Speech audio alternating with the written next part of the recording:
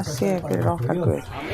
Velkomin vertu, systir María Luisa. Við ætlum að gefa Guði gott klapp og líka fólki sem eru leiðtogar í okkar kirkju. Það er mín ánægja að bjóða þér velkomin. Að bjóða þér velkomin hjá okkur. Það er loforð sem hefur ræst á þessum degi. Ég með fá ykkur sæti og vinkomi systir Rakel einnig og Sara Alejandra, verið velkomin í kirkju. Það er okkar ánægja að vera hér og við vitum að orð Guðs mun snerta hjartað okkar í gegnum vöruna þinnar og að sannarlega verður mjög mikið að gleði og hamingju í okkar hjarta. Og bræðurnir sem eru að heimsækja, prestarnir og þau sem að vilja, þið með endilega heilsa okkur kirkjuna. Bróðir Juan Carlos sem er í kirkjuna í Den Haag. Góðan daginn, bræður og systur. Guð blessi ykkur öll. Það er mín ánægja að vera með ykkur öll. Systir, þegar systir María Luisa gerir bænir, þá það hefur mikilvægt. Konan mín gat ekki eignast börn og eftir að hafa beðið af þeirra bænir sem að systir María Luisa gerði, að þá var hún ólétt og við eigum barn. Það er stórkostlegt að sjá hvernig kirkjan er að stækka. Það er ótrúlegt að sjá hversu mikið það er. Bróðirinn frá kirkjan í Croydon. Góðan daginn, bræður og systur, Guð blessi ykkur öll. Ég var að segja við bróður John Mauricio. Það var systir sem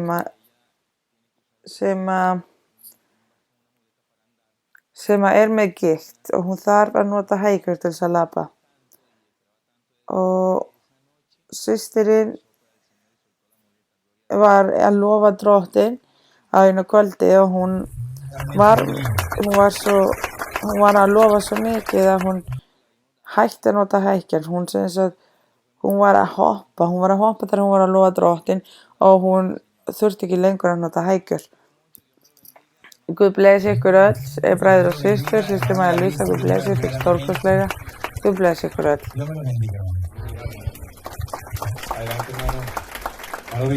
Bróðir Viktor í Eindhoven í Hollandi. Góða kvöldi, bræður og systur, Guð blessi ykkur öll, systir María Luisa, Guð blessi þig. Það er mín ánægja að vera hér. Þar sem að ég mundi hversu mikilvægt er að vera heiðarlegur við Guð. Og bræðurnir segja kannski ekki, kirkjan er svo falleg. En þetta er lofar sem að Guð gerði fyrir 11 árum í Rotterdam þegar við vorum 4 manns. Ég var mjög nýr í kirkjuna þá. Og ég klæddi mig mjög öðruvísi þá. Ég var með sitt hár og ég man að á þessum tíma þá komstu til mín og sagðir, hvaðan kemur þú? Og ég sagði, ég kem frá Dóminíska lýðveldi og bróðir minn var einnig í kirkjuna. Og þú spurðir, hvað hugsið þið kirkjuna? Og við svöruðum, það er það besta í heimi. Og þú horfðir á okkur og þú sagðir við okkur, Guð er að fara að blessa ykkur, haldið áfram.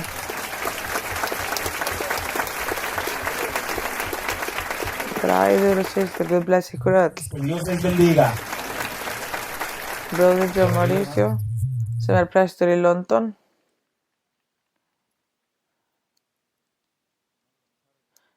Bræður og systur, góðan daginn. Guð blessi ykkur öll, systir María Luisa, Rakel og Sara. Það er mikil ánægja að sjá ykkur öll. Ég man eftir einu vitnisburði á Indlandi. Við byrjuðum með þjónustuna og við segjum alltaf yfirleitt, þið megið standa upp og þið megið setjast niður. Þar eru engar stólar.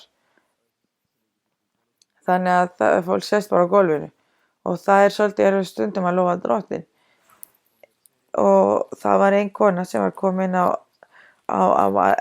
sem var sem sagt komin á aldur og hún var frekar pirruð þegar þau þurftum að lofa Guði því hún gat ekki sest almennilega og hún átti með að standa upp og sitjast niður. Og eftir að við vorum að lofa Drottni gáfum við handa yfirlagningu og á þeim tíma voru mjög fáir sem að komu og það var eitt sem að gerði. Og það var einhver sem að sagði við okkur, hver þessi lágvaxna kona sem við sjáum ekki hér, sem var að gefa handa yfirlagninga. Og í lok eftir að við vorum að lofa Drottni, þessi kona sem var komin að aldur, hún gaf vitnisburði að hún var með mikla verki í bakinu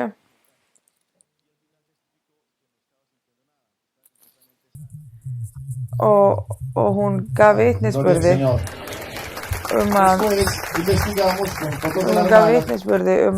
það að hún fann fyrir enga verki eftir að hún fekk handa yfirlagningu. Og eftir að við byrjuðum að tala við fólki, það eins og fólk hafi séð þig sem þessi kona sem þau voru að spyrja, þessi lágvaxna kona sem var að gefa handa yfirlagningu, það varst þú. Og það var mjög mikið af blessunum þann dag. Og Jesús Kristur var á meðal okkar og þegar systirinn sagði ég bið fyrir allar kirkjur, þá þurfum við að vita, við þurfum að vera sannfærð það að Guð, fyrir kærleika sem hann hefur fyrir hana, hann að hlusta á okkur og hann að horfa á okkur, þannig að við þurfum að lifa örugg það að hvar sem við erum, að þá mun Guð vera með okkur. Guð blessi ykkur öll, bræður og systur. Og bróðirinn Diego Mauricio Betancourt, sem presturinn í Sviss, eigi mjög góðan dag, öll saman, Guð blessi ykkur öll, og sérstaklega okkur systir okkar, María Luisa. Mig langar að bera vitnisburði frá kirkjan í Genf. Það var systir sem var með hormónavandamál síðan að hún var ung. Og það var vegna ástæður sem hún fór í gegnum þegar hún var lítil, þá gat hún ekki verið stöðug andlega. Hún fór í gegnum nokkra hjónabönd og átti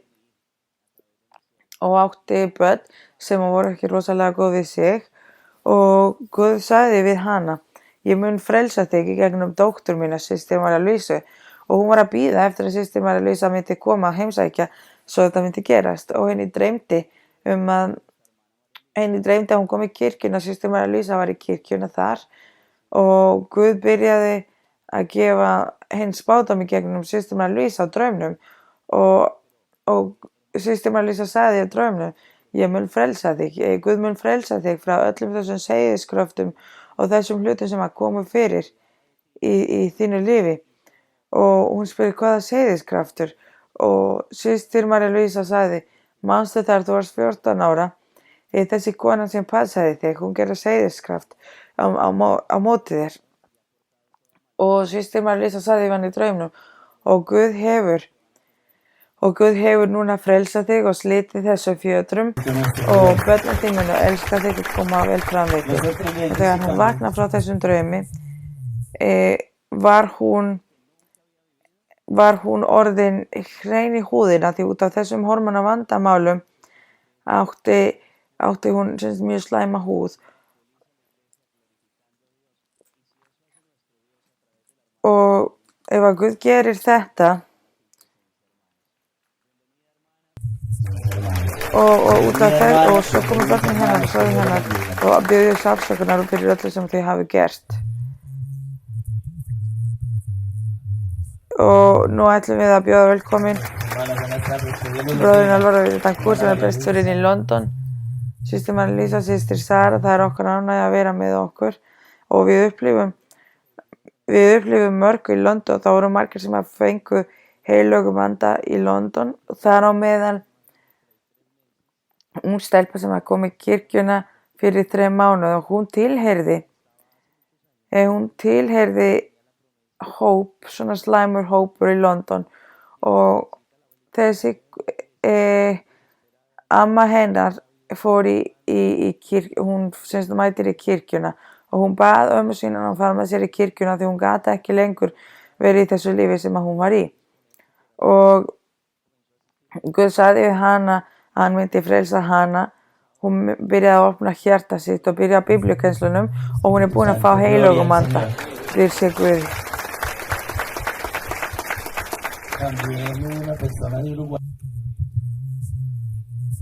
Það var líka í Uruguay.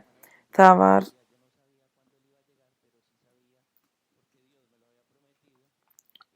hún sem sagt það var kona í Uruguay sem hún sem sagt í Uruguay það var kona sem fór í kirkja og var í biblíukennslu og bauð maðurinn sín að koma með og maðurinn vildi fara aftur og sagði á sunnudegi, heyrðu, eigum við að koma aftur og sjá hvort að þessi stórkostlegu kennari komi aftur og hann var að tala þig, systir Lísa. Og bróðir Francisco sem var líka prestur í London. Fyrir okkur, börn Guðs, engin mikilvægari en þú, systir Lísa.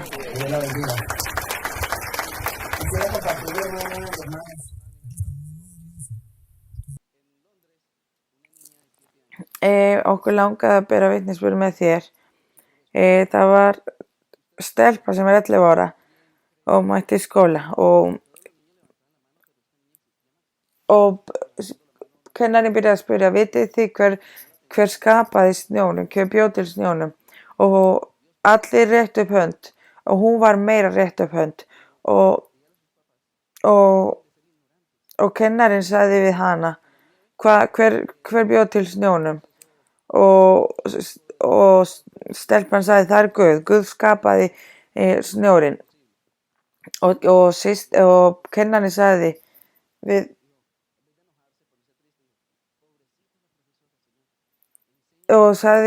stelpan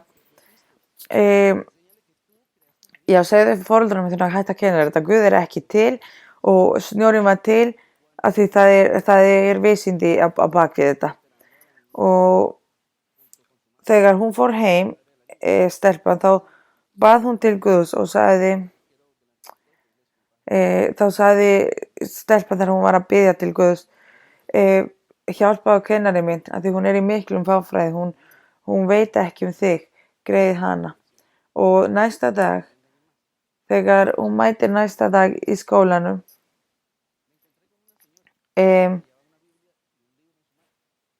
þá var kennarinn að bíða eftir mömmun og dótturinn og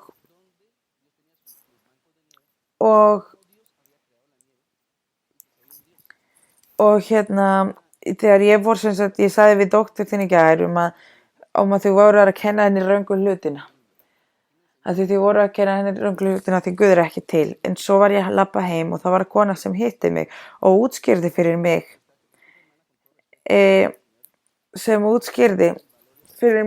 hvernig Guð til og hvað hann gerir í heiminum og hún sagði, hún gaf mér biblíu og gaf mér þessari bók sem var upplifanarbók sem systir Lísa skrifaði og sagði, þessi kona kenndi mér hvernig Guð til og hvernig hann bjó til snjónum. Og Guð sé lofa að Guð notar þig í síni við fólk til að kenna þeim. Nú ætlum við að bjóða systur okkar velkomin, systir Lísa.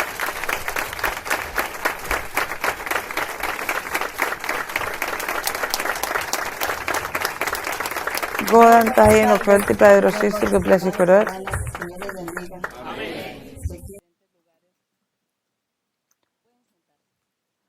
Þið megið fá ykkur sæti, ég veit að þið komið frá mörgum stöðum.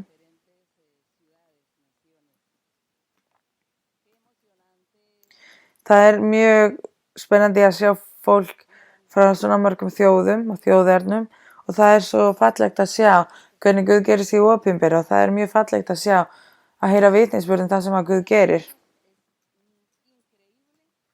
Og fyrir mörgum þetta ótrúlegt og fyrir mörgum ótrúlegt að vita og að viðurkenna að Guð til og sérstaklega á þessum stöðum eins og hér. Fólk meira, fólk trúir ekki að Guð sé til.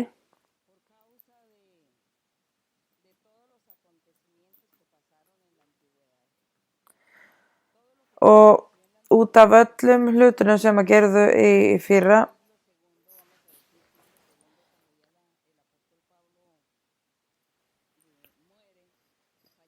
frá allt sem að gerðist í fortíðina, Guð sýndi Pál að kirkja myndi enda eftir að hann fari.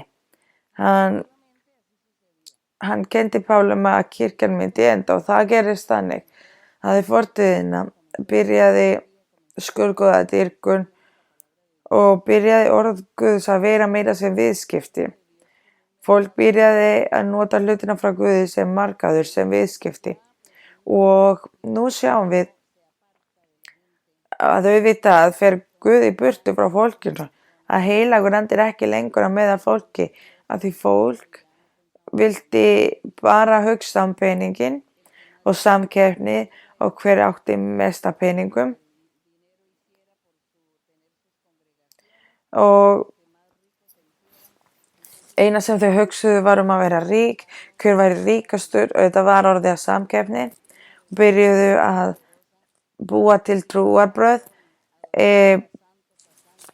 Þau sem sagt byrjuðu að dyrka skurðgoða og byrjuðu að tilbiðja fólki, að tilbiðja mannfólki og að gleyma Guð, þannig að fólk gleymdi Guð og Guð gleymdi líka þau og fór í burtu og það leið mjög mikinn tíma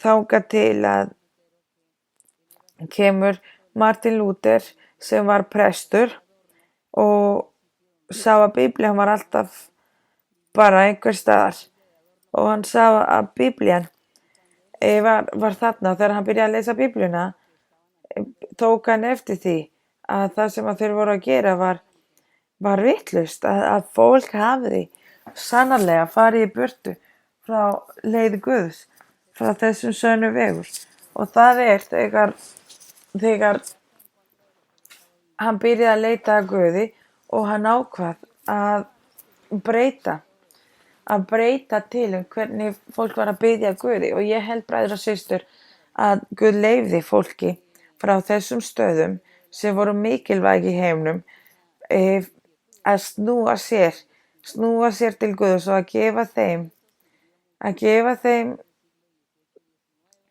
þann ósk eða þann vilja að vilja elda Guði og það voru margar fjölskyldur sem byrjuðu að gera það sem Martin Luther var að gera þá á þeim tímum sem var að lesa Biblíuna og það var margt sem kom fyrir mjög leiðinlegt en mjög margir fundu með því að lesa Biblíuna að þau þurftu að fá heilögum anda, að Guð talar, að Guð gerir sig opinbera og fólk byrjaði að fá heilögum anda.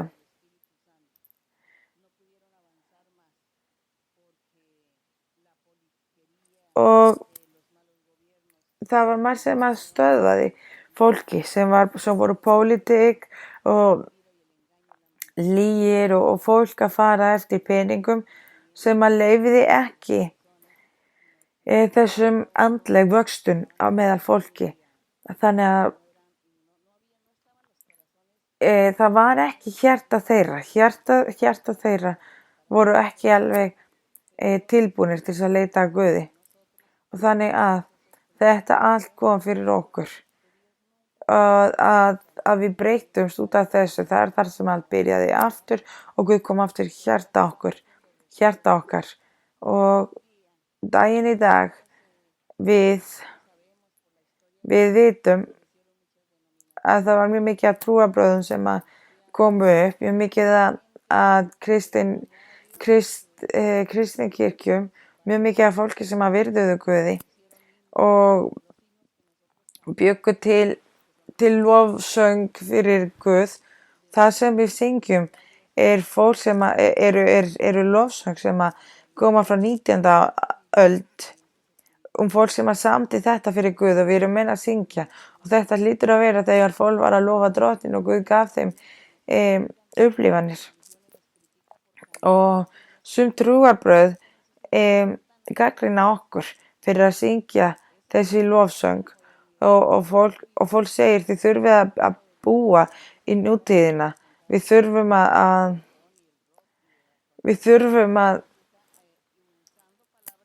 að nota mismunandi tónlist og þau eru í sumum trúarbrögðum að syngja til Guðs með rock og alls konar svona tónlist. Þau segja hluti Guð en tónlistin rock og ef við byrjum að hugsa skilaboðin sem að felast í þessum lofsöngum sem að Guð gaf okkur eru mjög falleg og lofa Drottinn og það það sem að við viljum. Við viljum halda áfram. Þetta það sem að fólk gerir, sem að fólk hugsar. En við vitum að Guð sá sami í gær í dag og lofsöngin og að leita að Guði, það alltaf eins alls staðar. Og við munum aldrei segja að það sé leiðinlegt að lofa Drottinn. Þannig að bræður og systur, margar kirkjur og sem sagt í fortíðina voru nokkru hjarta sem að voru hreinskilin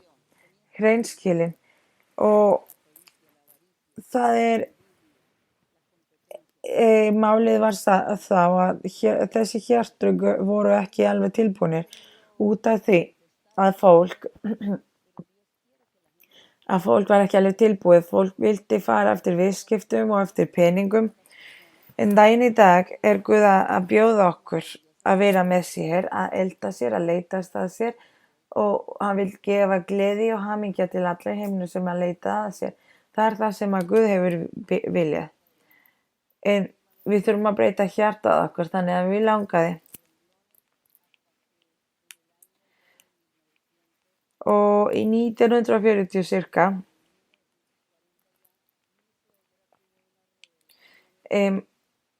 tengdamamma mín, hún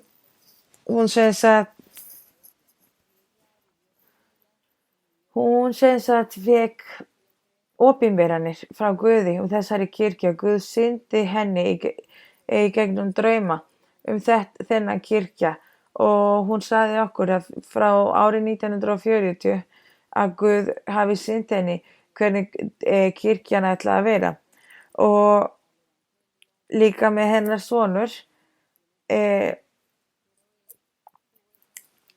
hann vildi alltaf lesa Biblíuna og hann byrjaði að lesa að það væru andlegar gjafir og í kirkjuna sem hann mátti ekki leita að þessum andlegum gjafum sem hann stóð í kirkjuna og fólk var ekki að leitast við að upplifa andlega líf. Hann sá þetta ekkert gerast og hann leitaði alltaf og hann sem sagt sagði alltaf ætli það sé einhver kirkja í heiminum þar sem að fólk að leita sannarlega að Guði og þegar ég kom í kirkjuna þegar ég sem sagt hitti hann þá segir hann við mig Biblían talar andlegu gjafir og talar líka spádómur og enginn af þessum kirkjum sem að ég þekki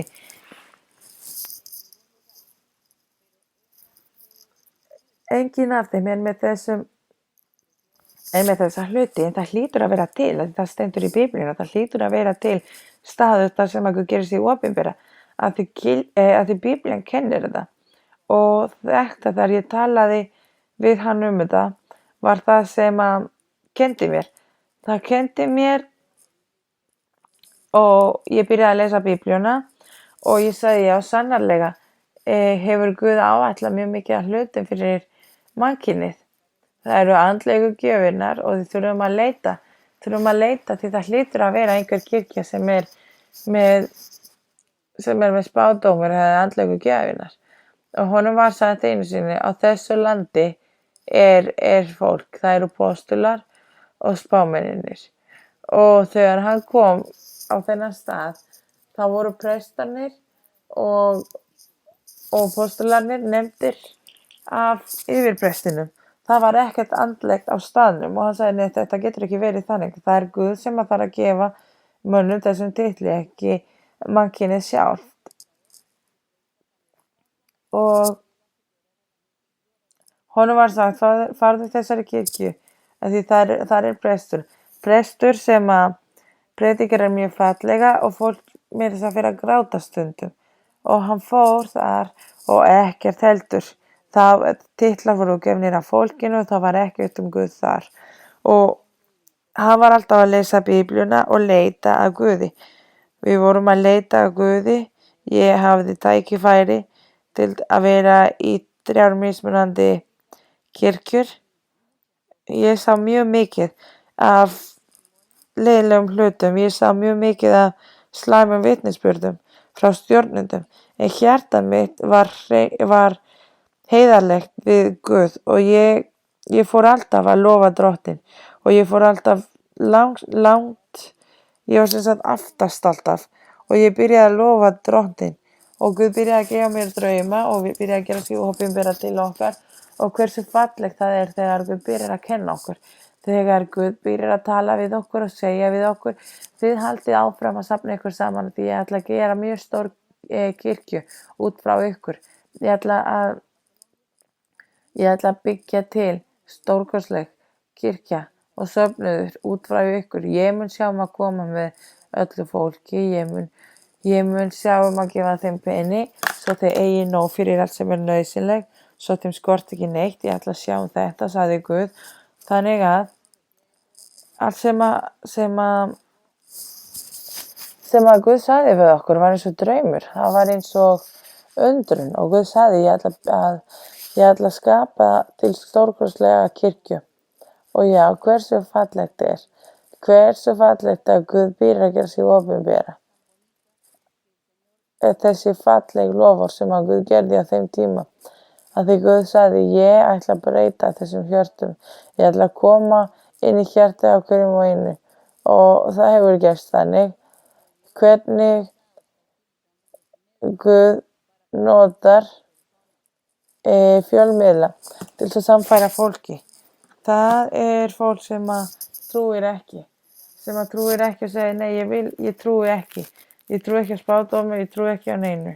Af hverju er alltaf verið að segja eitthvað systematíska? Nei, ég trúi ekki á þessari konu, ég trúi ekki á þessari kirkju. Og hvað gerir Guð? Guð gefur þeim drauma af því Guð er komið með áætlun fyrir það manneskja. Og hann er með svo fallegan áætlun að hann gefur þessari mannesku sín og draum og það er eins og konan sem að þið voru að bera vitnisburði um að einhver gaf henni upplifunarbókina og Biblíuna.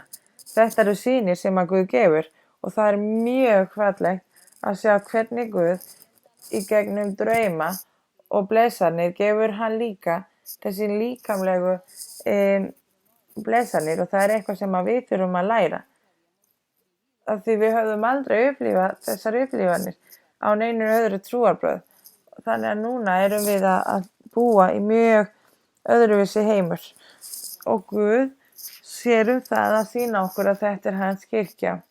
Að hann sagði hann ætla að reisa kirkja sinn, að reisa upp.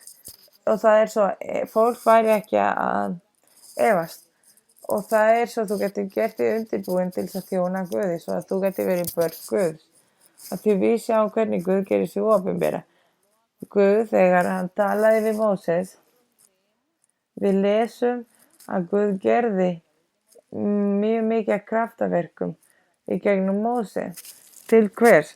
Svo að Ísraels liðið myndi treysta að Guði fyrst og myndu svo treysta að Móses hafi verið settur sem manneskju frá Guði og að fólk átti að virða honum, hlusta honum og hlýða honum.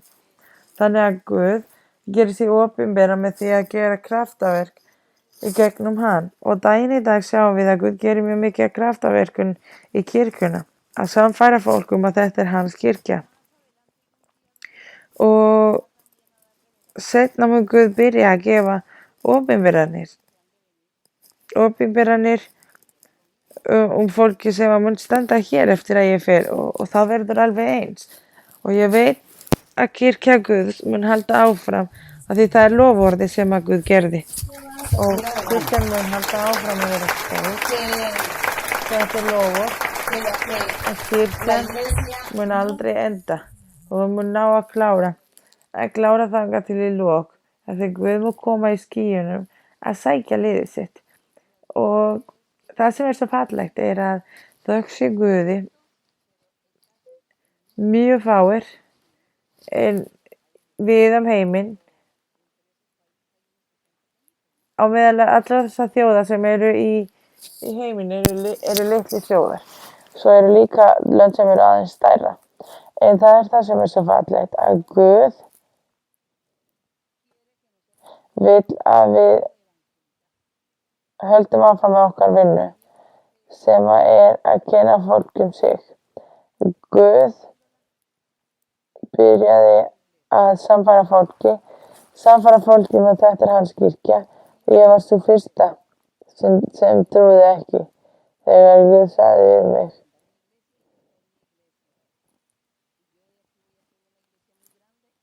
Og Guð sagði, hér mín kirkja og ég mun gera mjög stór kirkja víða heiminn.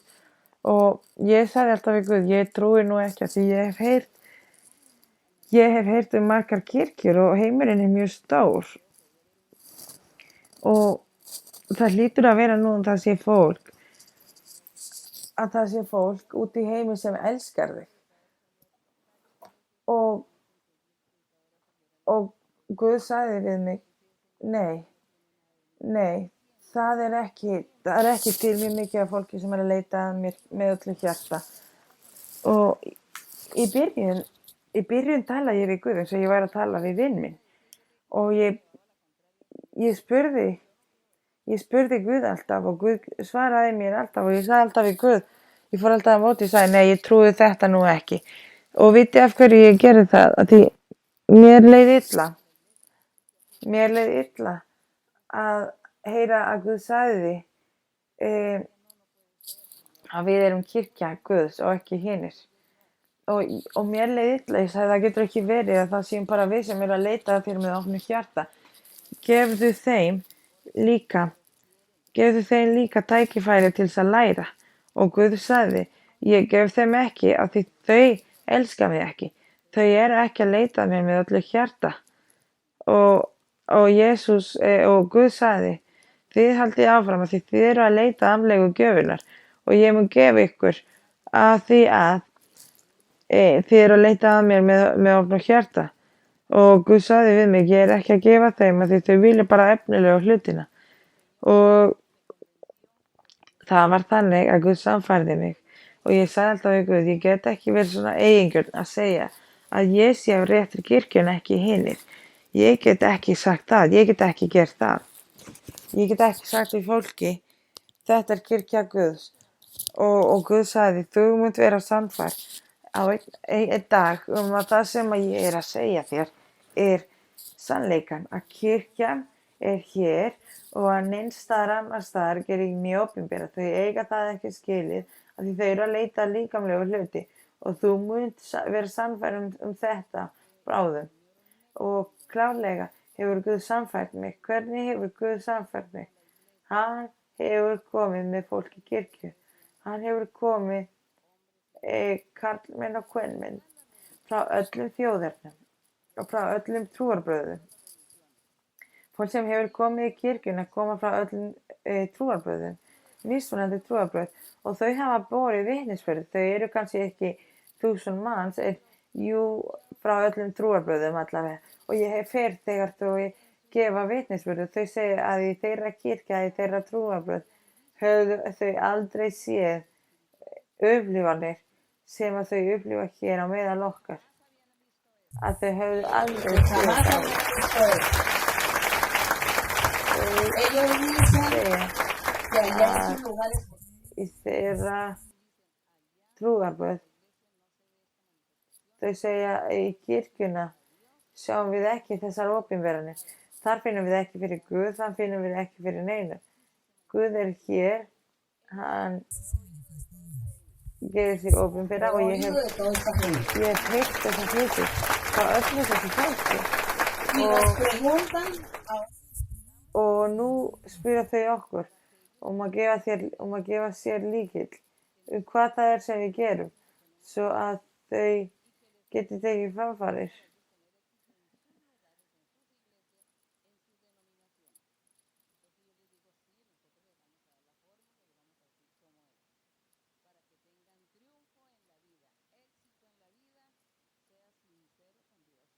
Og ef þið langar að taka framfarir í lífinu, þarftu að leita að Guði og hættu að leita að þessum efnilegu hlutum í lífinu, þessum líkamlegu hlutum. y así, Og hermanos, svona sannfærði Guð mig. Ég hef verið sannfærð að við erum með forréttindi, að vera kallað af Guði, að vera sett af Guði. Við erum með forréttindi að Guð gerir sig opinbera í kirkjum okkar. Við höfum það forréttindi. privilegio. Tenemos el privilegio que Guð að styðja þessari kirkjum. Við erum með það stuðning.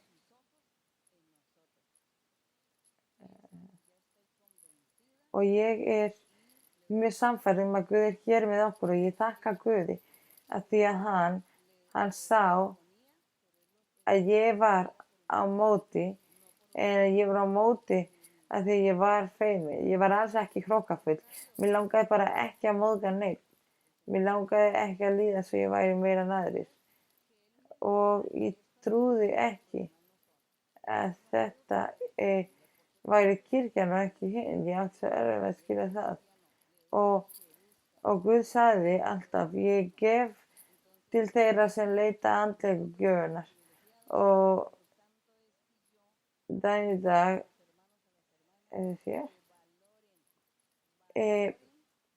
daginn í dag langar mig að biðja bræðurnar og systurnar að virða kenninguna og fagnaðarerindi og þau sem koma hér að finna fyrir hönd Guðs í þeirra líf, þið þurfið að virða þessu af því það ekki hver sem hefur það í heiminum. Við sjáum milljónir af fólkinu í heiminum og þið sjáum í gegnum fréttina hvernig fólk að þjást. Fólk að þjást mjög mikið. Fólk að þjást við heiminn og þau þykjast mjög mikið og þó þau eigi fullt af peningum eru þau ekki ánægð og þau lifa mjög dapurt líf af því þau fara í gegnum margt, mjög mikið ástæðum.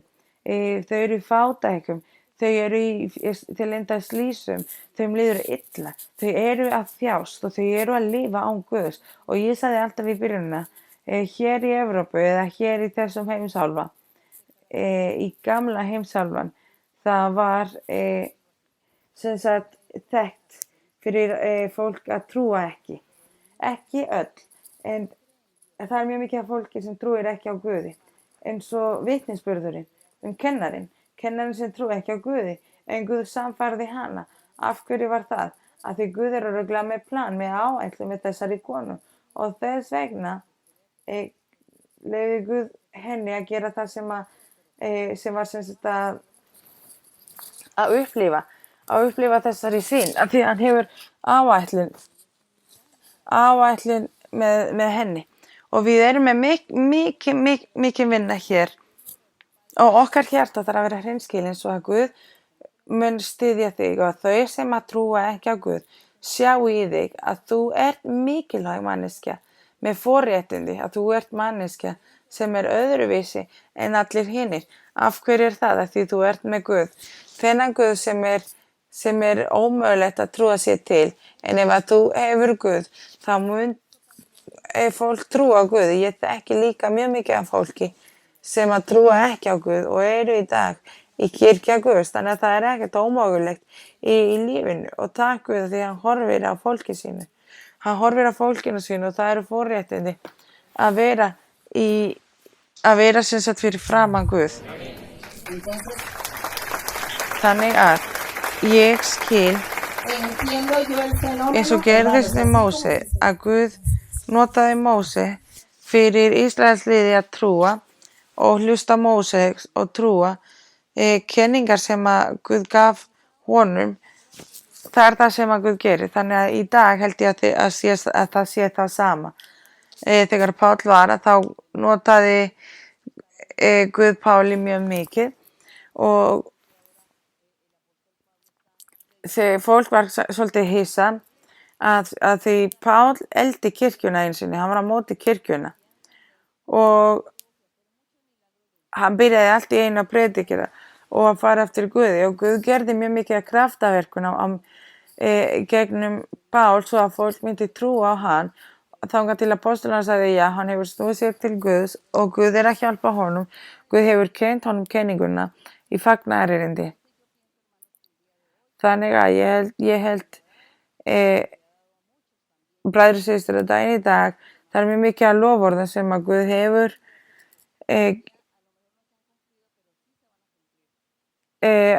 hefur sem sagt gert okkur þessi loforð og hann mun standa við því. Guð hefur gefið mér vinnu, hann hefur sem sagt gefið mér það verkum að kenna fólki og það er svo fólk sjá að Guð er að gera sig opinbera þessa leið og Guð notar mig í gegnum drauma og sýnir svo að fólk trúi að ég er manneskja sem er sett af Guði. Það er ekki svo að fólk segja að ég sé einhver yfirnáttúruleg vera, nei, heldur svo að fólk trúi og sjái að Guð setti mig hér og trúi mér að því það sem ég segi kemur frá Guði og það er sannleikur. Ég er ekki að plata ykkur.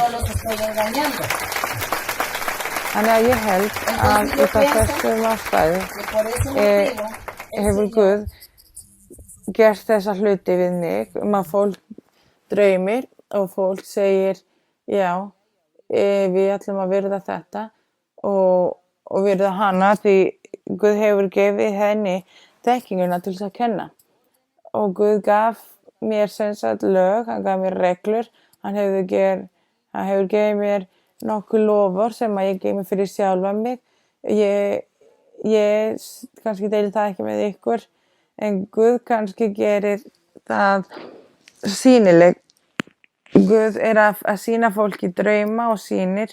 Stundum verð ég pínu feimin en ég er mjög ánægð og mér líður eins og ég sé mér forréttindi að því ég sé hvernig loforðin eru að upprætast og Guð hefur gefið mér mjög mikið af stórkostlegu blessunum og ég þakka Guði og fyrir einhver sem að spyr sig af hverju gerir Guð þessa hluti?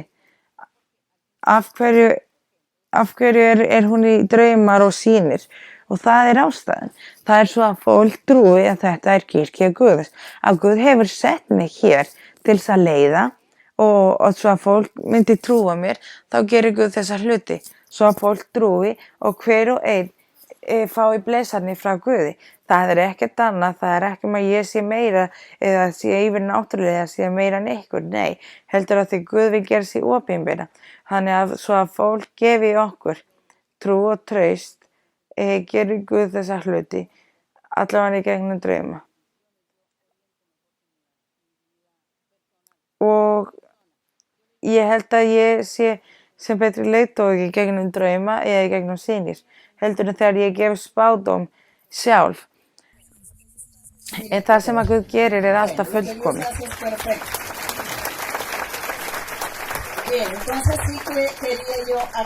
Og já, mér langaði bara að útskýra þetta allt sem er svo fallegt sem að Guð gerði og einu sinni, ekki einu sinni, og fæ ég bræður og systur sem kom að segja við mig, ég var aldrei hrifin að þér en Guð kenndi mér að líkast við þig og þetta voru draumar. Þetta eru draumar sem ég fæ og ef einhver segir kannski við mig ég elska þig ekki en ég er ekki hrifin að þér þá finnst mér það svolítið fyndið og ég segi alltaf ok, kannski þolir þú mig ekki en ég elska þig og við ætlum að segja takk við Guð fyrir miskuna sem hann hefur, fyrir að hafa fyrirgefið okkur og fyrir að sjá okkur, fyrir að líta á okkur, að við erum svo mikið af fólki og að hafa okkur í hans nærveru. Og þetta er það stórkostlegasta sem að við sem menn getum haft og við þurfum að virða þessu. Við þurfum að virða þessu og að virða nærvera Guðs. Og vitnisburðir kenna okkur mjög mikið af hlutum og þess vegna er svo falleg að segja frá vitnisburðum því þar lærum við hvernig Guð gerist í opinbera í okkar líf. Og stundum finnst okkur eins og Guð hafi yfirgefið okkur en það er alls ekki þannig. Guð er alltaf þar við hliðina á okkur og þess vegna gefum við Guð dyrðin á heiðurinn og við ætlum nú loksins að byrja. Er einhver með spurningar? Systir var að lýsa góðan daginn. Það er mjög mikil heiður fyrir mig að vera fyrir framan þig. Það er lofur frá Guði sem hefur röfrast. Ég var í Brussels og flesta fólki sem er að koma saman eru lofur frá Guði sem hefur komið okkur hér í kirkjuna til þess að frelsa okkur og til þess að láta sínar verkir auðbrætast og ég hef fundið fyrir miklum kærleika, gleði, hamingja og líka heilagur andurinn, hann er á meðal okkar. Það er stuðning hér í þessari kirkju, bæði kirkjan og presturinn. Mér langar að spyrja þig, varðandi Míka í kapli 2. Í Míka kapli 2. Míka kapli 2 vers 3 til 5 og svo vers 9. Má ég lesa, systir? Fyrir því segir Drottinn svo: Sjá, ég bý yfir óhamingju sem ég mun senda þessari kynslóð og þér skuluð ekki fá viður hrundrið né gengið hnarreistir undir, því að það munu verða vondir tíma. Að þeim degi munu menn háðvænir miður kveða og hefja harmatölur á þessa leið. Við erum gjörsamlega eyðilagðir. Landeign þjóðar minnar er úthlutað með mæliþræði og enginn fær mér hana aftur. Ökrum vorum er skipt milli þeirra er oss hafa hertekið. Vers 5. Fyrir því skalt þú engan hafa dragi mæliþræði yfir landskála í söfnu Drottins. Og í vers 9 stendur: Konur þjóðar minnar rekið þér út úr húsum sem hafa verið yndi þeirra. Ræni börn þeirra prýði mín að eilífu.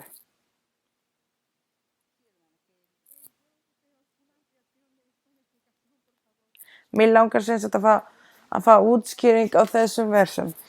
Míka kapli 2 er Guð að tala við Ísraelsliðið. Hann er að tala við Ísraelsliðið af því að þau voru að synga og Guð var orðinn mjög reiður við þau og Míka var að bera vitnisburði á þeim tímum sem Jesaja var og þetta var til þess að geta skilið spádóma og þegar Jesaja var hann líka að gefa spádóm og Guð var að tala við Ísraelsliði að þau voru að synga og í vers 1 og 2 stendur hér: Vei þeim sem hugsa upp rangindi og hafa illt með höndum í hvílurúmi sínum og framkvæma það þegar ljómar af degi jafn skjótt og þeir magna. Þannig að það var fólk í Ísrael sem var að fara á móti ekkjum og á móti munaðarleysingum, tóku frá þeim fátæku, tóku allar þeirra eignir og það stendur: Langi þá til að eignast akra, þá rána þeir þeim eða hús, þá taka þeir þau burt. Þeir beita ofríki gegn húsbóndanum og húsi hans, gegn manninum og óðali hans. Það er að segja að þessi aðalfólk, stjórnendur, þeir voru að gera slæmu hlutina fyrir framan Guð. Þeir voru að móðgá að gera slæma hluti við liðið. Þannig að Guð var nú þegar reiður og þess vegna sagði Guð að hann ætlaði að senda refsing. Og við sjáum að Guð sendi Ísraelslið refsing og Guð refsaði allar stjórnendur og prinsar og kóngar í Ísraelsliði þegar hann sendi heri frá öðrum þjóðum og hann sendi þá til þess að fara að eyðileggja Ísraelsmennirnir. En það var ekki svo mikið liðið sjálft og fátæka fólki heldur stjórnendur, þau sem voru svona aðal og líka herið. Og Guð sem sagt refsar þau að því að þau voru að synga og vildu ekki iðrast. Og allt í kapli 2 er verið að tala um syndina sem að þau voru að gera og Guð vildi sem sagt refsa þau. Og það er það sem er verið að tala um hér í Míkea, að tala um þennan refsing sem að Guð hefði sendt í gegnum Míkea spámaðurinn. Og hann var að segja, ef að þið iðrast ekki, þá mun ég refsa ykkur. Og við sjáum refsingarnar. Þegar Guð sendi kóngurinn í Babýloníu með heri sig til þess að eyðileggja Ísrael og kirkjan. Og það var mjög mikið að dauðu fólki og þar kom enda til Ísraels liði sem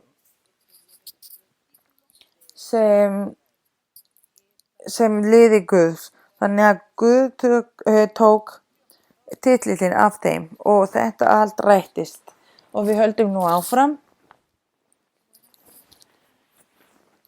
Góðan daginn, systir, velkomin að til þessu fallega land.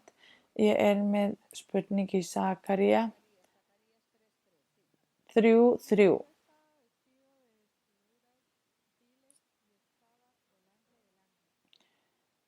Jósua var í óhreinum klæðum, þar hann stóð frammi fyrir englinum. Mig langaði að vita ef að Jósua gerði réttu hlutina fyrir framan Guð,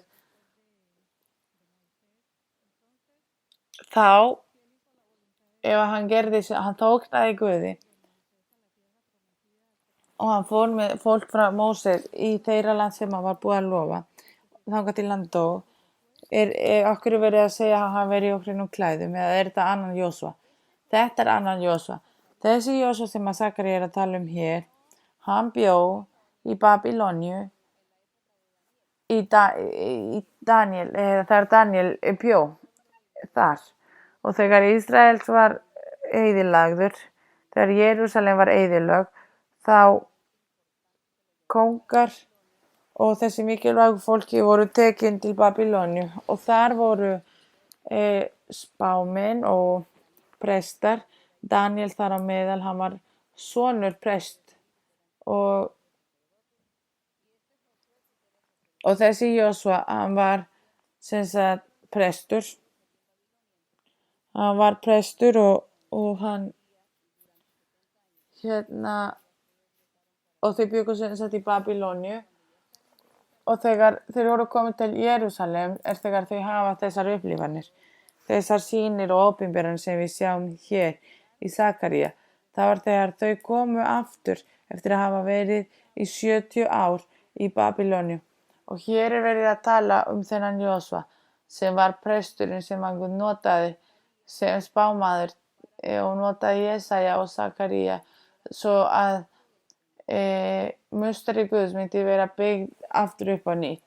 Og eins og Guð gefur opinberanir til Jósua og til Salatiel, til Zorobabel og að öll þessi menn, þá gaf hann gaf þeim líka leiðbeiningar að fara aftur til Ísraels og byggja liðið og byggja musterið. Og það er mjög mikilvægt að lesa Sakarías, þar sjáum við sýnirnar sem að Guð gaf þeim og hvernig Guð skipar þeim að gera hluti svo að fólk myndi byrja að vera aftur að fara eftir Guði. Og þetta var eitthvað mjög fallegt sem að gerðist.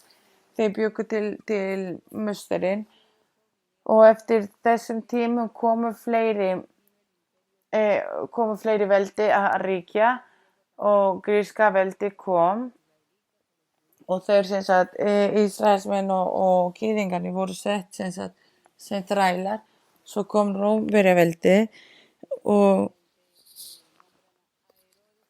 Heródes var nefndur sem kóngur og annað musteri var byggður fyrir gyðingarna, en gyðingarnir voru orðin sem þrælar. þrælar að þessum veldi og þess vegna var Jesú Kristur rukkaður skatt fyrir keisarann og Jesú Kristur sagði já, borgið þá skatta til keisara, við erum ekki að fara að rífast um penning. Þannig að lesa Sakaría er mjög fallegt af því þetta er það sem kemur að milli eftir að Guð eyðileggur Ísraels liðið og tekur spáminn í burtu og Guð gefur þeim aldrei aftur spáminn og að Sakaría, Hagai og Malakai voru þeir síðustu sem voru til í fortíðina og Guð setti aldrei aftur spáminn í Ísrael né góngar og þess vegna þegar við lesum kenninguna og fagnaðarerindi og þegar fólk sér Jóhannes að þá verður fólk ánægð og segir Guð hefur munað eftir okkur og hefur send okkur spámaður og við höldum áfram. Góðan daginn, systir María Luisa.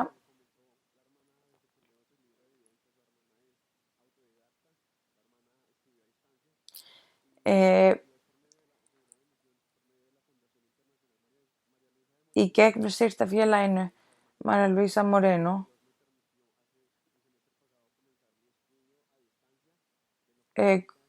Guð leyfði mér að læra í fjárnám sem er eitthvað sem ég hef alltaf gert og þú ert okkar til fyrirmyndar og mér langar að þakka þér fyrir það.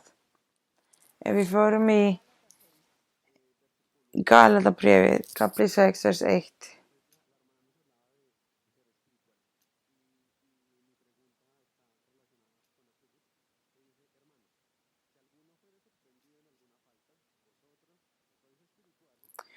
Og mér langar sem sagt að spyrja þar sem að Guð er að segja í Galatamanna er hann að segja ef að mér finnst mjög falleg sem sagt eins og við kennar sem við erum með í kirkjuna að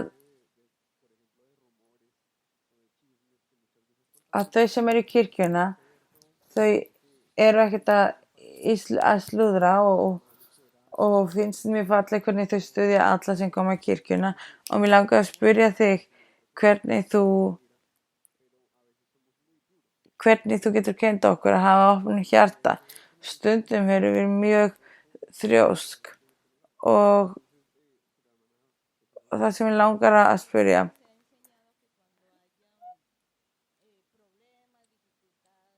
við höfum sem sagt verið að kenna þegar það eru rifrildi á milli fólk sem kemur í kirkjuna það þurfum við að kalla hvor annari og þið þurfum við að tala saman. Við þurfum að rannsaka hversu satt hlutina eru, hvað það er sem er að gerast. Það er það sem að við höfum alltaf verið að kenna að það er að gera. Að vera alltaf saman og að vera alltaf að tala við sannleikann. Þannig að við segjum það er sagt að þú sért að gera slæma hluti. Þannig að það er það sem er kennt. Að gera hlutina rétta. Eins og allt er fólk sem að gleymir eða hafa ekki nóg mikinn skilning til þess að gera þessa hluti og kannski lenda í slæmu hluti en þess vegna erum við alltaf hverjum einasta degi að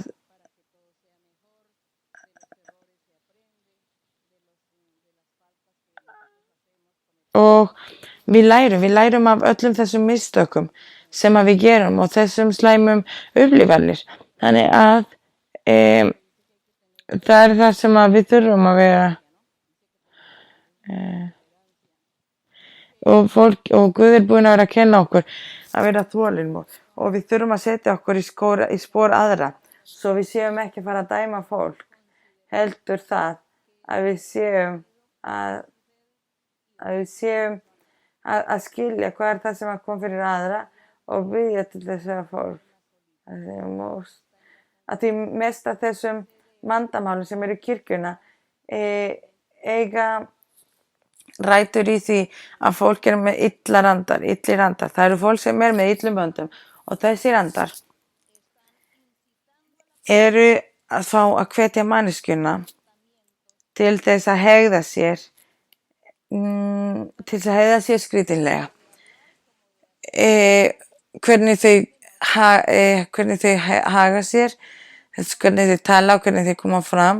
Og það eru þessir illar andar sem eru að vinna með fólki og ef að kennarir, eins og þú sagðir.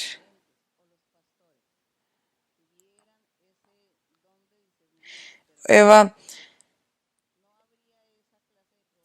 að fólk væri alveg hreinskilið með opnu hjarta, myndu þau vera með miklum skilning.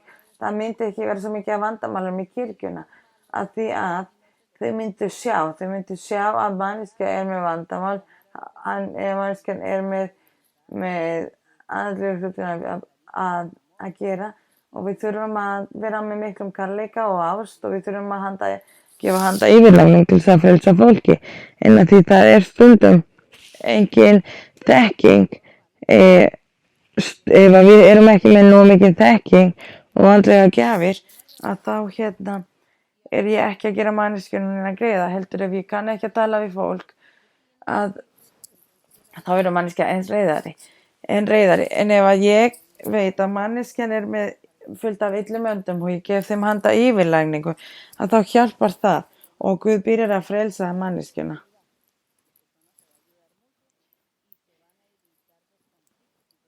Og manneskjan mun breyta og þá munum við koma í veg fyrir þessum rifrildum. Og þá þurfum við að vera mjög þolinmóð fyrir svona fólk og við þurfum að gefa handa yfirlægningu þegar við erum að lofa Drottnin. Að því manneskjan er trúlega ekki í lagi. Þannig að það eru dýr og það eru líka illir andar sem eru að stjórna þessu fólki, og það er það sem að gerist í öllum kirkjum.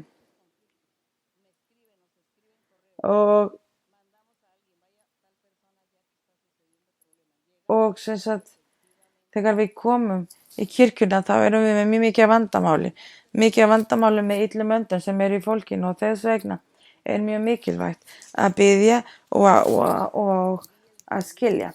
Og þess vegna þurfum við að hafa greind og þekking og að kunna að gera hlutina með kærleikan, og svo við getum komið í veg fyrir þessa hluti, því það er fólk sem er alveg mjög sterkt.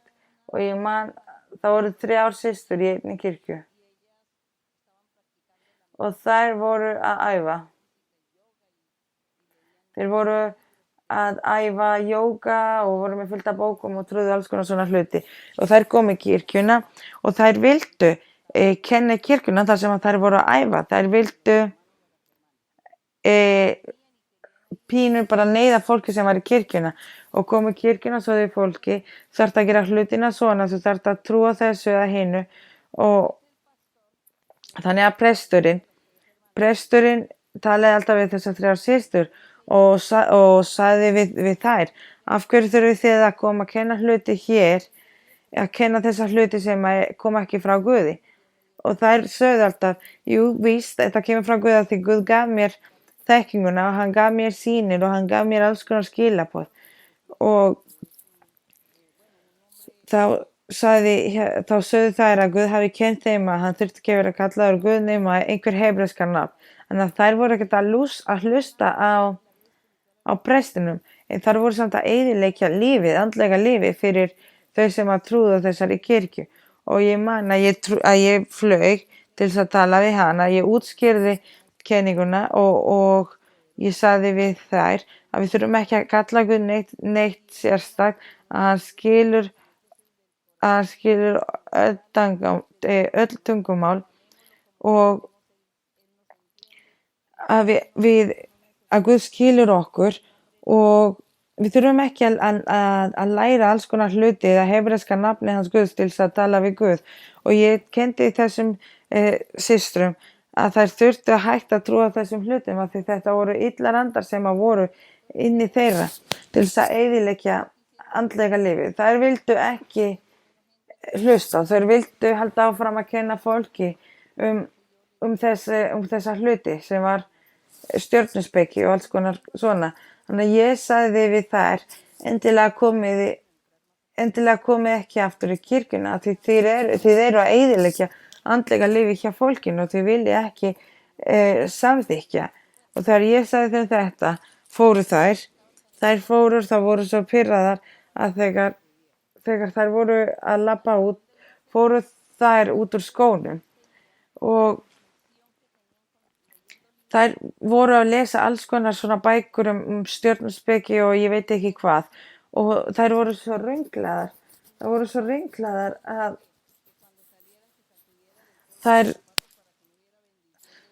þær sem sagt fóru úr skónum og byrjuðu að hrista á skóna sína fyrir utan kirkjuna og 3-4 árum seinna komu þær aftur í kirkjuna að biðjast afsökunar. Að spyrja að leyfa þeim að koma aftur í kirkjuna.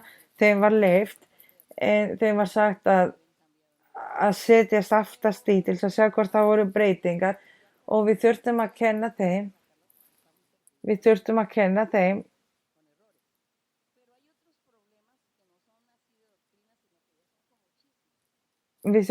þeim fagnaðarerindi og kenninguna og stundum eru slúðrar þessi vandamál og þegar fólk byrjar kannski að segja Guð hefur gert opinber fyrir mig þarf að gefa mér miða til þess að ferðast Guð hefur gert mig opinber og þarf að borga fyrir leigan á þessum mánuði þannig að hin manneskja byrjar að trúa að það sé satt og þetta fólk byrjar að plata fólkinu og þetta það sem að stjórnendur eru að fylgjast með í kirkjunum og prestanir en við þurfum að biðja Guð að gefa okkur mikilli þekkingu og að við viljum gera besta sem við getum gert.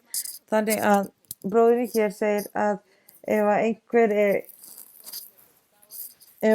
er að gera slæma hluti, þau sem eru andleg eiga að leiðrétta þau og tala við þau og kenna þeim. Og það það sem við þurfum að gera í kirkjuna. Nú ætlum við að halda áfram. Góðan daginn, systir Marlísa, Guð blessi þig. Vertu að við viljum heilsa upp á þig í Spáni og ég mjög ánægð að vera hér í dag.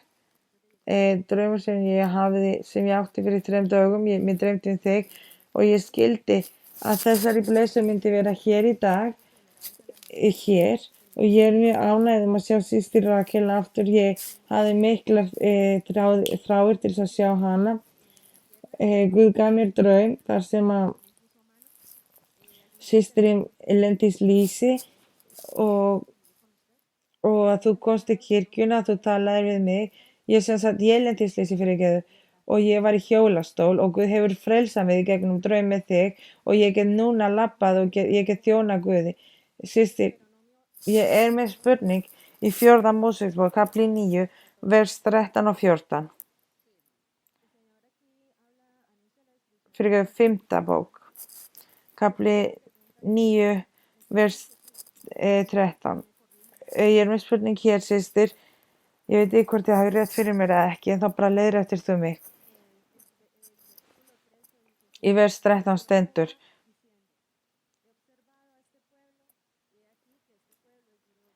Og hann sagði við mig, ég sé nú að þessi liður harðsvírað fólk. Láð mig í friði, svo að ég geti gjörið þeim og afmað nöfn þeirra undir himninum, og ég mun gjöra þig, sakari,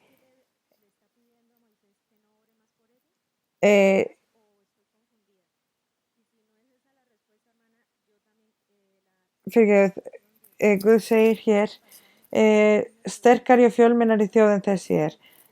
Það sem ég langar að spyrja, gæti Guð á ákveðnum tímapunkti sagt okkur á spádómu ekki biðja fyrir þennan manneskja eða fyrir þennan?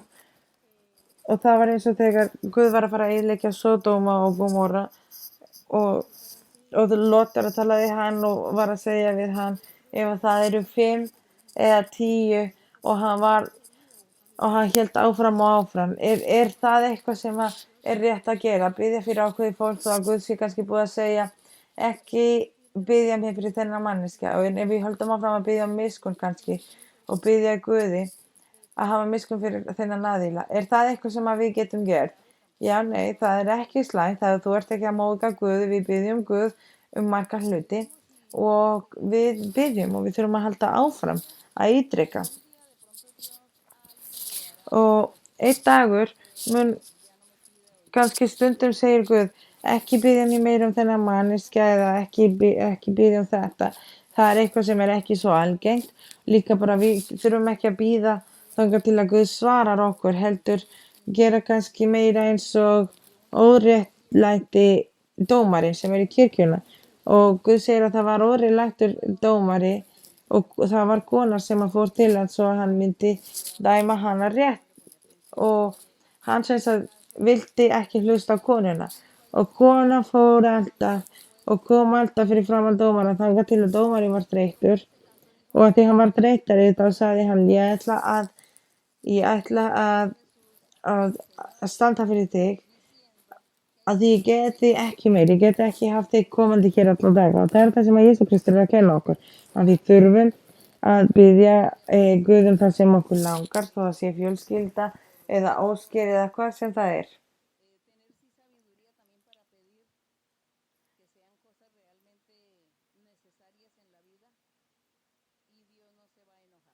Að hafa miklu skilning til þess að biðja Guð það sem að við getum beðið í lífið okkar. Að við viljum við viljum biðja ákveðna hluti. Þannig að við þurfum að biðja Guð að kenna okkur hvernig við eigum að biðja. Og þannig að við þurfum að biðja til Guðs og halda áfram og ekki hafa áhyggjur af því Guð veit betur hvort hann vilji svara okkur eða ekki og við höldum áfram að gefa Guði dýrðina að lofa Drottinn með allt eða með engu, með blessanir eða án blessanir. Við viljum halda áfram að leita að Guði, að halda áfram og ítreka því Guð verður aldrei pirraður af þessu. Við höldum nú áfram. Systir María Luisa, yfir mig góðan dag, Guð blessi þig. Kirkjan hér í Belgium, við erum mjög ánægð að hafa þig hér með okkur. Við vorum búin að bíða í mjög langan tíma. Systir, þú hefur kennt okkur í þínum biblíukennslum að skilja sannarlega orð Guðs. Við erum mjög ánægð og í hvers skipti sem að við komum saman hér í Brússel og þú kemur, þá erum við mjög ánægð.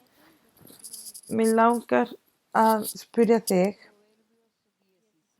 Orðskriftir 17, kafli 23.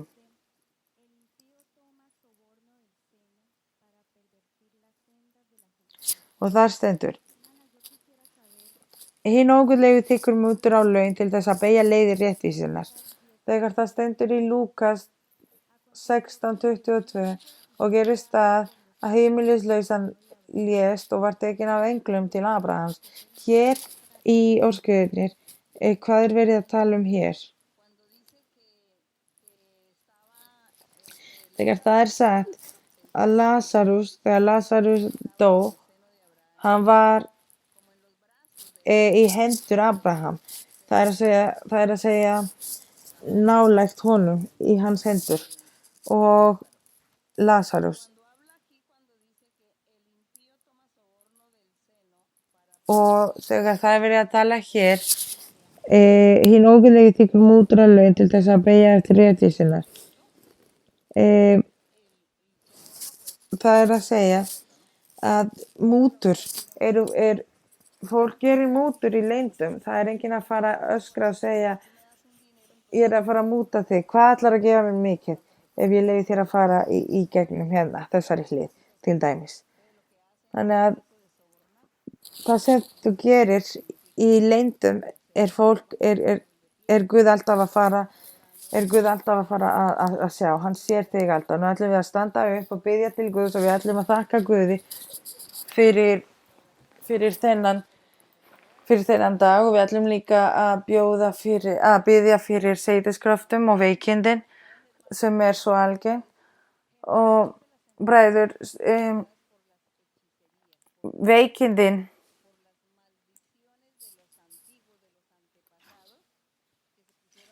veikindin eru afleiðingar af seyðiskröftum sem að fólk gerði í fortíðina sem voru alltaf að bölva vinirnar og fólki og þess vegna koma veikindi. Yfirleitt eru veikindi út af þessu. Þannig að við þurfum að biðja Guð alltaf endalaust og það eru líkamleg veikindi sem að koma að því við verðum þreytt og að því við verðum líkaminn verður þreyttur en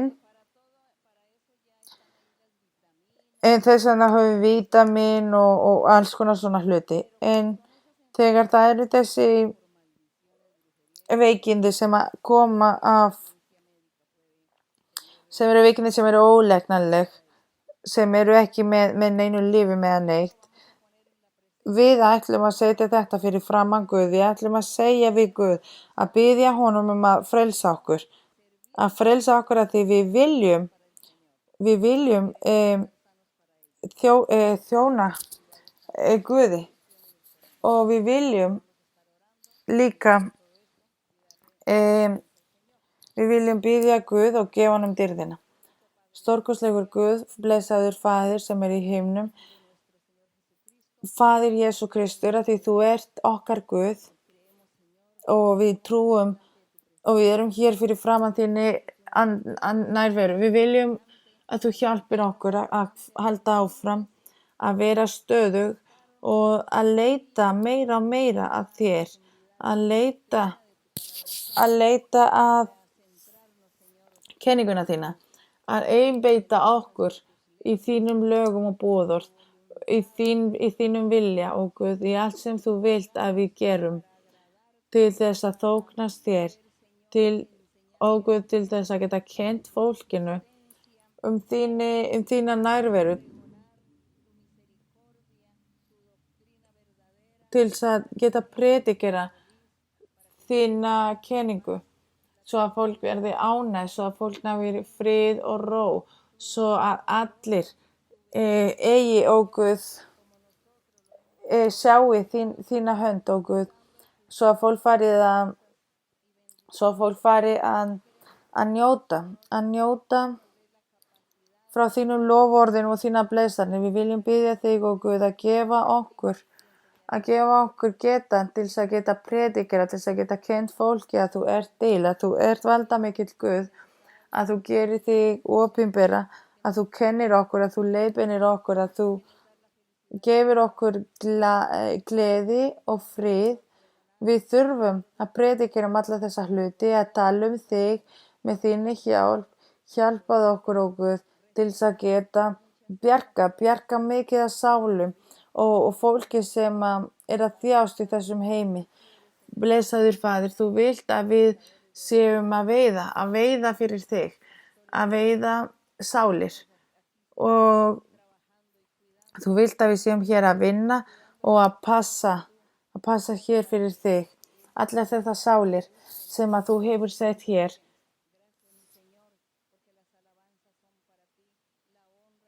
Takk, ó Guð, að því heiðurinn og dýrðin eru fyrir þig.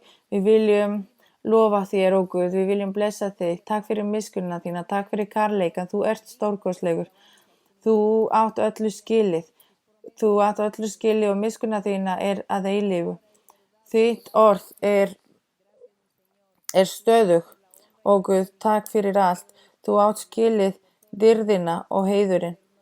Ó Faðir, í nafni Jesú Kristur, við viljum biðja þig, ó Guð, að rétta út þína hönd, að rétta þína hönd og verð þú að frelsa öll sem eru veik, fólk sem er veikt, þau sem eru með veikindi í húðina, í beinirnar, í líffærin, hjartað og lífurinn og öll líffærin.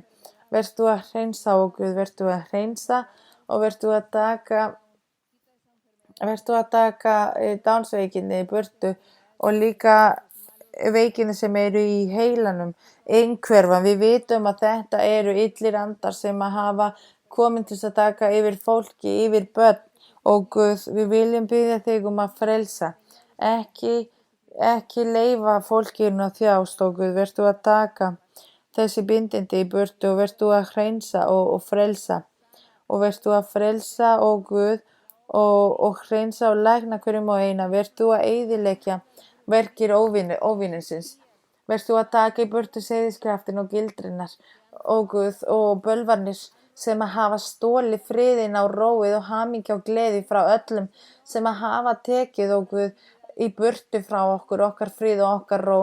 Vert þú að frelsa, vert þú að lækna, ó Guð, vert þú að lækna öllum sem eru hér í hjólastólum, öllu hér sem að þjást ákveðin veikindi, sem að hafa lent í slís, ó Guð, og geta ekki hreyft sig eftir það, sem að eru núna á hjólastólum. Vert þú að rétta út hönd, þína völduga hönd, ó Guð, þau biðja til þín og þau biðja þig miskunn, þau eru að biðja í þig, þau eru að biðja í þínar blessanir, þau eru að biðja í þínu orði, þau eru að biðja eftir þínum loforðum, ó Guð. Allir, ó Guð, allir, við öll, við bíðum eftir blessanir, þessar blessanir sem að þú hefur gefið okkur, ó Guð, því þú hefur gefið okkur blessanir, þú hefur verið að slíta bindingar og fjötrar, þú hefur verið að eyðileggja seiðiskraftin og gildranir og þessi slæmu hluti, og við höfum öll verið blessaðir, ó Guð. Þú hefur tekið í burtu bindindi, þú hefur slítið keðjur og bindindi, ó Guð. Við höfum eyðilagt, þú hefur eyðilagt þessi bindindi, og bráðum munu koma þessi breytingar og þjáningum mun fara í burtu, og ég mun blessa og gefa ykkur framfarir. Það mun koma mjög mikið að blessunum fyrir ykkur, það mun koma andlegu blessarnir, andlegu gjafinnar, ég mun frelsa ykkur, ég vil brjóta keðjurnar og gildrur óvinisins, og mig langar að leyfa ykkur að taka framfarir, og það eru að koma blessanir í lífi ykkar, og þið þurfið öll að halda áfram og ekki detta, að þið munið fá mjög bráðum blessanir og þessi gjöfir, og þið munið vera frelsaðir. Við munum taka í burtu þessar bindingar sem óvinnurinn hefur sett í ykkur. Það koma breytingar, og það kemur líka frelsun fyrir ykkur í lífinu. Það mun koma framfarir í lífi ykkar og stækkun í andlegu hlutina. Mjög margir sem eru innfæddir munu koma í kirkjuna, og ég mun undirbúa mörgum ykkar í tungumálum svo að þið getið talað og predikera, og ég mun hjálpa ykkur með tungumálum, og þið munu verið að tala og taka framfarir í ykkar líf og predikera mínu orði. Það koma breytingar og sigrarnir, og ég mun blessa ykkur líka með peningum líka, í líkamlegu og efnahagslegu málin, og það koma mjög mikið af breytingum, og ég mun taka í burtu með mikið af þjáningum og dapurt sem í fólkinu. Ég mun taka þessar þjáningar. Blessarnir eru að koma, og sigrarnir og blessun og framfarir eru að koma í okkar lífi. Þið munið fá blessarnir í ykkar líf. Ég er að fara að blessa ykkur. Takk og Faðir, takk Faðir, takk heilagur Faðir fyrir þínum kærleika. Takk heilagur Faðir fyrir þínum miskunn, fyrir að hafa fyrirgefið okkur, fyrir að vera þolinmóður, af því þú ert þolinmóður. Þú, ó Guð, þú fyrirgefur okkur, og þú horfir á okkur með miskunnar, og þú horfir á okkur með fyrirgefningu, og svona lítur þú á okkur, ó Guð. En mig langar að þakka þér, ó Guð, minn Faðir. Mig langar að þakka þér. Vert þú að blessa og frelsa, ó Guð.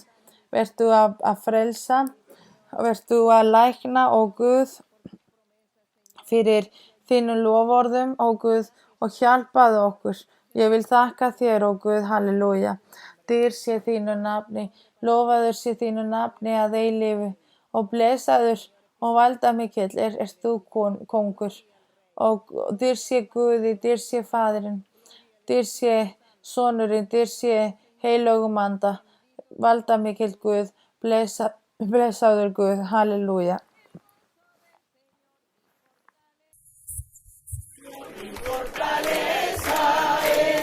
El gozo del Señor mi fortaleza es. El gozo del Señor mi fortaleza es. Y su gozo sin medida Él me da. Si tienes ese gozo puedes tú cantar. Si tienes ese gozo puedes tú danzar. Si tienes ese gozo puedes tú gritar. Y tu gozo sin medida Él te da. El gozo del Señor mi fortaleza es. El gozo del Señor mi fortaleza es. El gozo del Señor mi fortaleza es. Y tu gozo sin medida Él te da. Si tienes ese gozo puedes tú cantar. Si tienes ese gozo puedes tú danzar. Si tienes ese gozo puedes tú gritar. Y su gozo sin medida Él te da. Gloria al Señor. Bendito mi Señor y Dios Todopoderoso. Gracias al Señor.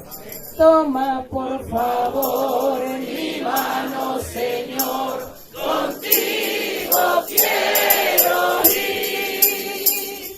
Con sangre aquí pagaste por mí. Te quiero hoy servir. Anhelo poder lo malo vencer y en santidad vivir. Toma por favor mi mano, Señor, contigo quiero ir. Toma por favor mi mano, Señor, contigo quiero ir. Con sangre aquí pagaste por mí. Te quiero hoy servir. Anhelo poder lo malo vencer y en santidad vivir. Toma por favor mi mano, Señor, contigo quiero ir. Þökk sé Guði, þökk sé okkar Faðir. Heyrðu þið loforðin, bræður og systur, að því mér fannst að þið voru að biðja svo hátt að þið kannski heyrðu ekki. Þið heyrðu það sem að Guð sagði. Ég verð hissa að því við eigum ekki skilið allt sem að Guð er að bjóða okkur, öll þessi lofar sem að Guð er að gefa okkur þessar blessanir og það sem að hann er að fara að gefa okkur.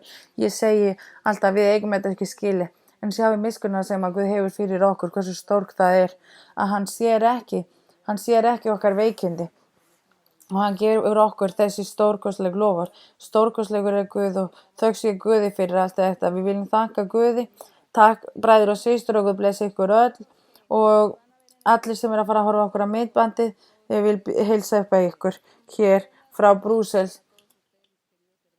Ég vil heilsa upp að ykkur allir sem er að horfa okkur á myndbandið. Guð blessi ykkur og stórkostlega. Takk. Gracias.